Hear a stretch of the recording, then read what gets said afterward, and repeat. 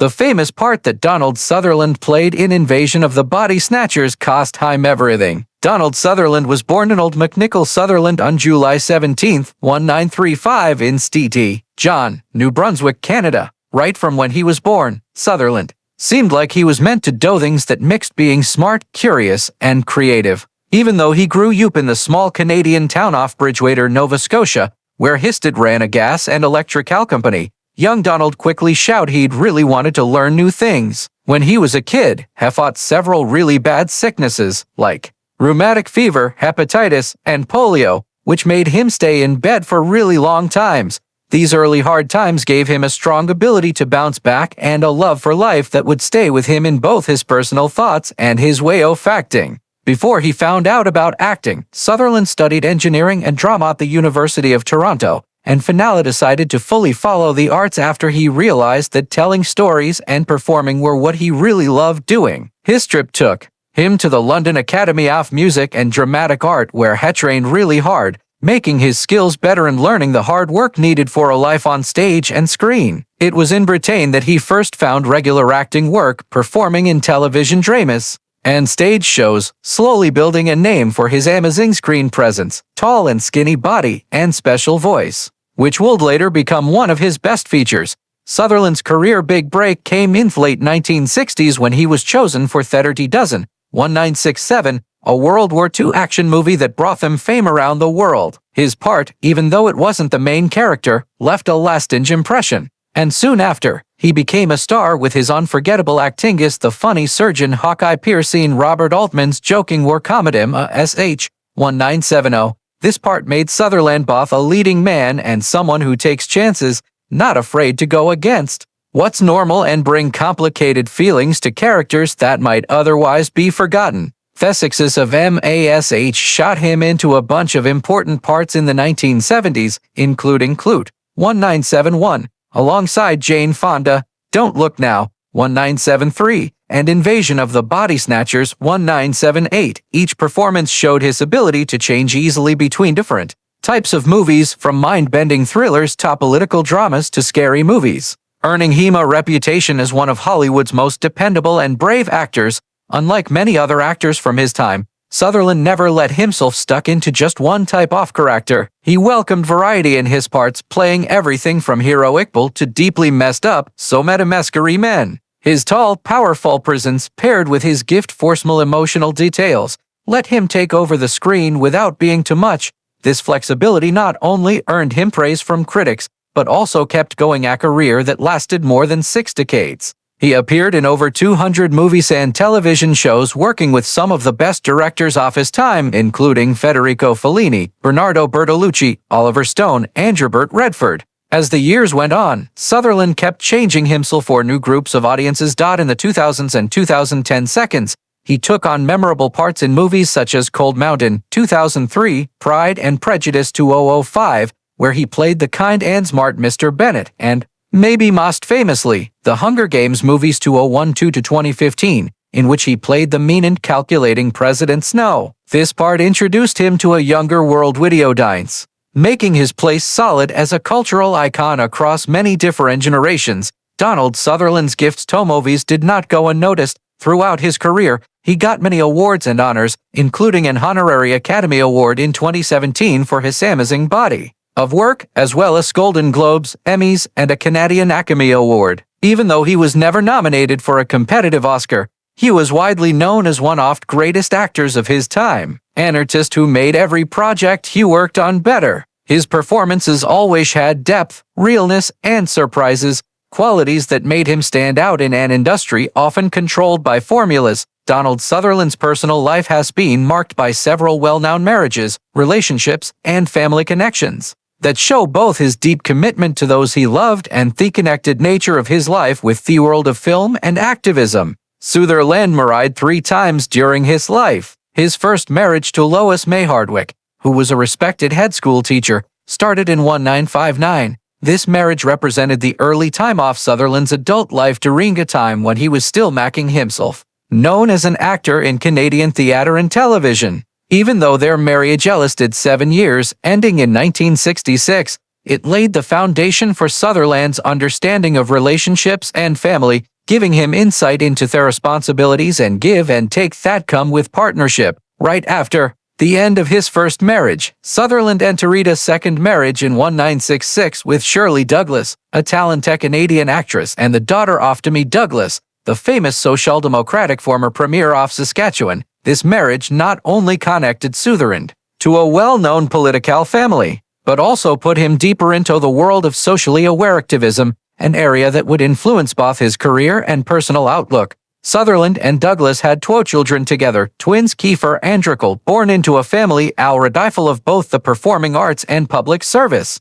Their twin children would eventually carry forward Sutherland's legacy, most notably for Sutherland, who became a well-known actor in his own right. The marriage, however, lasted only 4 years, ending in 1970 during a period of personal change and professional growth for Sutherland. During the early 1970s, Sutherland was involved in a well-known romantic relationship with actress Jane Fonda, his co-star in film Klute. Their relationship was a perfect example of the time's mixing of Hollywood politics and activism, as both Sutherland and Fonda were actively taking part in anti-Vietnam War protests and bigger social movements.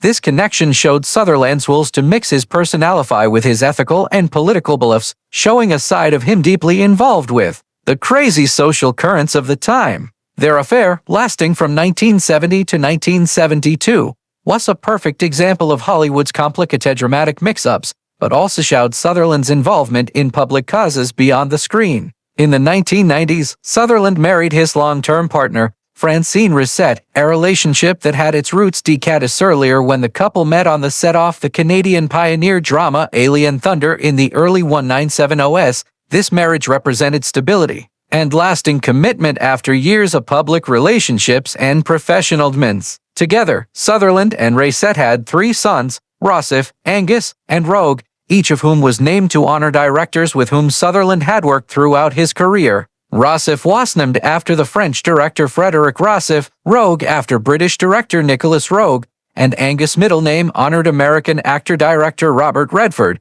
showing Sutherland's deep respect for theorists and co-workers who shaped his movie journey. Similarly, his first son, Kiefer, was named after Warren Kiefer, the American-born director who, under the fake name Lorenzo Sabatini, directed Sutherland in his first feature film, the Italian low-budget thriller Il Castello dei Morti Vivi, Castleloft, Living Dead. Through these Carefalicasan names, Sutherland not only honored the people who influenced his career, but also wove his professional legacy into the very identity of his family. Sutherland's marriage and family history, therefore, is more than a timeline of relationships. It is a reflection of his mixing of personal life with professional passion, social activism, and artistic respect. From his early years with Lois May Hardwick to his partnership with Francine Rissette, Sutherland's life shows a rich mix of love, creativity, and connection to thematic and political worlds that shaped him. The famous role of Donald Sutherland in Invasion of the Body Snatchers was not just a career-defining performance. It was a part that came at a huge personal and professional cost. Sutherland's acting as Matthew Bennell, a doctor caught in theskery, unraveling of reality as alien pods replace human beings,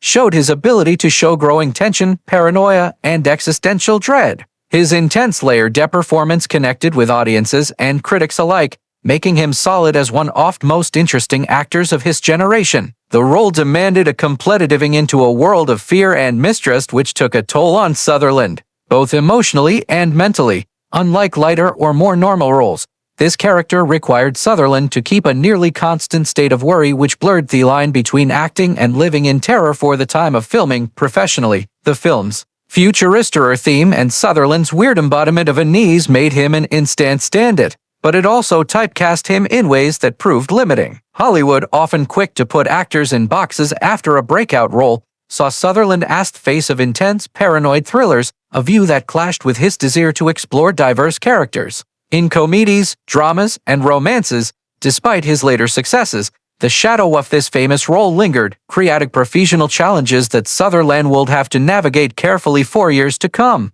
He was praised for his killing presence, yet directors often hesitated to cast him in roles that would stray from the tense, brain persona he had perfected in this film. On a personal level, the intensity of the role had deep consequences. The exhausting shooting schedule combined with emotional strain of playing Simone constantly on edge drained Sutherland physically and mentally. Actors in such mental-demanding roles often experience lingering effects, including heightened anxiety and difficulty separating from their characters once filming wraps. For Sutherland, the haunting nature of invasion of the Body Snatchers became a touchstone of his early career, one that brought him fame, but also a degree of personal sacrifice few could fully appreciate. Friends and co-workers have told stories that the actor's diving into the unsettling world left him thoughtful and careful, a side effect of living terror so convincingly that it left traces beyond the screen. Culturally, Sutherland's work in this film became infamous, not only because of the story science fiction horror parts, but because he captured the essence of Cold War-era paranoia, reflecting society's fears of conformity, loss of identity, and the invisible infiltration of familiar spaces. His performance went beyond simple genre acting. It became a symbol of existential anxiety that connected with audiences far beyond its initial release. The weight of embodying such a connecting anxiety-filled figure contributed to the sense that their role cost him everything, as it was both vehicle for his rise to fame and the source of following personal and professional challenges that he would have to navigate throughout his life.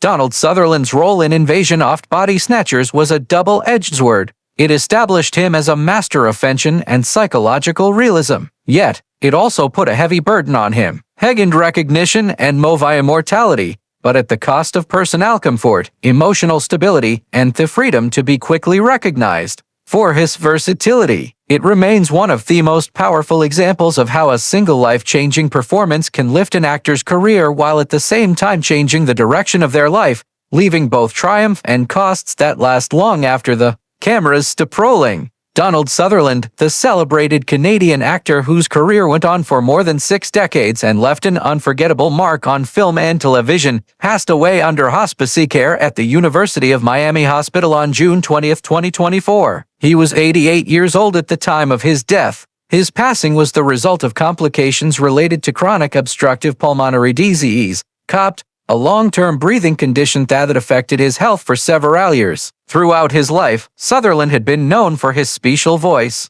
commanding screen presence, and the remarkable flexibility that allowed him to move easily between genres, from intense dramas to dark comedies, thrillers, and science fiction classics. His death marked the end of an era for many fans and co-workers, as he was widely thought of as one of the most influential actors of his generation, leaving behind a legacy of famous performances that had shaped modern cinema. Following the announcement of his passing, arrangements were made to honor Sutherland's life and career. A funeral service was held in Miami, bringing together family, friends, co-stars, and members of the film community to pay tribute to his extraordinary contribution both on and off the screen. The service was reported to be a serious yet heartfelt gathering, thinking about his achievements, his generosity as a mentor, and the warmth shared with those who knew him personally. After the service, Sutherland's remains were cremated in accordance with the wishes of his family, providing a private and respectful conclusion to his life. Fans and admirers around the world mourned the loss of a man whose talent,